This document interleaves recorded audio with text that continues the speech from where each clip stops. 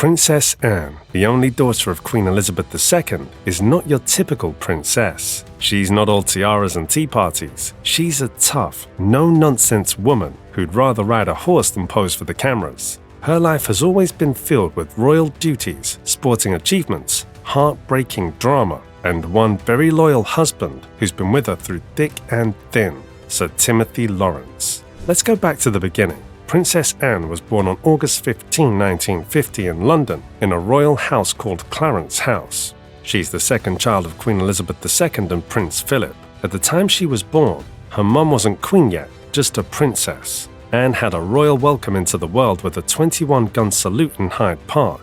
Why not? She was third in line to the throne after her mum and her big brother Charles. Growing up, Anne had a mix of royal rules and bits of normal life. At age 9, she joined the Girl Guides so she could do normal stuff like camping and teamwork. Her schooling started at home with a tutor, but at 13, she went off to Benenden School, a fancy all-girls boarding school. She did well, 6 O-levels and 2 A-levels, and instead of going to university, she jumped right into royal work at age 18. No time to waste.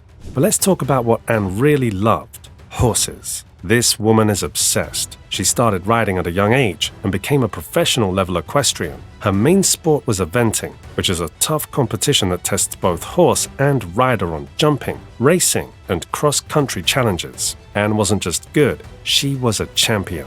At age 21, she won the European Eventing Championship with her horse Doublet, and the whole country cheered. She was even named BBC Sports Personality of the Year in 1971, but it wasn't always smooth galloping. During the 1976 Olympics, she had a horrible fall while riding her mum's horse, Goodwill. She got a concussion so bad that she didn't remember finishing the course. Yikes. But guess what? She got back on the horse and finished the event. Now that's some serious princess power. Even before that, in 1976, she cracked a vertebrae on another horse trial. Did she quit? Nope. She kept riding, kept competing, and even became president of the International Equestrian Federation. She also supported disabled riders through charities because she believed everyone should have a chance to enjoy horses. Now let's switch from horses to heartbreak. In 1973, Anne married Captain Mark Phillips, another horse lover. At first, it looked like a royal fairy tale. They had a beautiful wedding, millions watched it, and they had 2 kids, Peter and Zara. But behind the palace walls, things were messy. Rumors started to swirl, especially about Mark's affairs. It was later confirmed that he had a secret daughter named Stephanie with another woman. Anne and Mark separated in 1989 and got divorced in 1992. That same year, Anne's own name made headlines. People said she had an affair with her bodyguard, Peter Cross. He even sold their story to the press. Super messy. It was a rough time for Anne, and it was the same year the Queen had called her Annus Horribilis because so much family drama was happening. But don't worry, Anne's real love story was just getting started. Enter Sir Timothy Lawrence. Now this guy, total opposite of drama. He was calm, polite, loyal, and smart.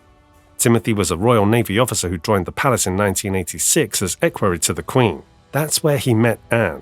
They became close friends, shared thoughtful letters, and clearly had a deep connection. In 1989, someone stole private letters between them from Anne's desk and gave them to the police. A newspaper got them too, but instead of publishing, they just hinted at the romance. Very mysterious, but people started talking. And when Anne's divorce was finalized in 1992, she married Timothy just months later in a tiny private ceremony in Scotland. No huge fanfare, no big media circus, just love. So, who is Sir Timothy? Let's break it down. He was born in 1955 in South London. His dad was a Navy commander, and young Timothy followed in his footsteps. He went to Durham University and studied geography on a naval scholarship. He climbed the ranks in the Navy, held big leadership roles, and later worked in heritage and property development after retiring. Oh, and he also helped protect England's historic buildings. Impressive, right? Since marrying Anne, Sir Timothy has always been in the background. Never flashy, never chasing fame. He's not a working royal, but he's at Anne's side for almost every royal event. Whether it's a ceremony, a funeral, or a boring official dinner, he's there, quiet, respectful, supportive. And boy did Anne need him during those hard times. When Prince Philip died in 2021, it was heartbreaking for her. She was super close to him, They both loved the military, horses, and duty. Anne even walked behind his coffin at the funeral, which is normally something only men in the royal family do. It was a powerful moment, and guess who was right there beside her? Yep, Sir Timothy. He was her silent rock. Then came 2022, and Queen Elizabeth II passed away. Anne was with her mother at Balmoral Castle in her final moments. It was emotional and historic, and again, through the sadness and chaos, Sir Timothy was right there. No speeches, no spotlight, just unshakable support. Their love story isn't about fireworks or red carpets, it's about loyalty, trust, and quiet strength. While other royals are out there trending on social media, Anne and Timothy are holding it down with dignity and class. Anne may now be 17th in line to the throne, but her title, Princess Royal, given to her in 1987, shows how important she still is in the family. It's a title only given to the most senior royal daughter, and she's had it for nearly 40 years. Princess Anne may be tough as nails, but even the strongest royals can have a bad day, and hers came with a scary accident at her country home, Gatcombe Park. On June 23, while out walking, the 73-year-old royal fell and hit her head, ending up in the hospital with a concussion and memory loss. Yikes, that's serious stuff, especially at her age. She was rushed to Southmead Hospital, where the amazing medical team took great care of her. She stayed there until June 28, when she was finally sent home to recover with lots of rest and rehab.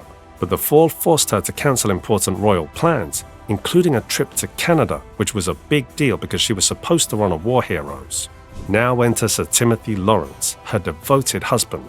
He's been right by her side every step of the way, like a true royal MVP. He even broke his usual silence to tell the public, "I'm so scared," showing just how deeply he cares. He visits Anne daily, bringing little treats from home to cheer her up. He's praised the doctors, nurses, and emergency services, calling them wonderful. And both he and Anne are super grateful for all the kind messages from around the world. Princess Anne is a badass royal who can ride a horse like a champ, survive public scandal, and still show up to every event with her head held high. She doesn't need headlines, she's got the honor. And Sir Timothy Lawrence? He's her silent knight, standing behind the scenes, always ready with quiet strength and unwavering loyalty. Together they've built a bond that's outlasted gossip, family drama, and royal heartbreak. While the world obsesses over the younger royals, Anne and Timothy show us what true royal love looks like. Strong, steady, and scandal-proof. That's what real royal love looks like. Loyal, soft-spoken, and absolutely unshakable.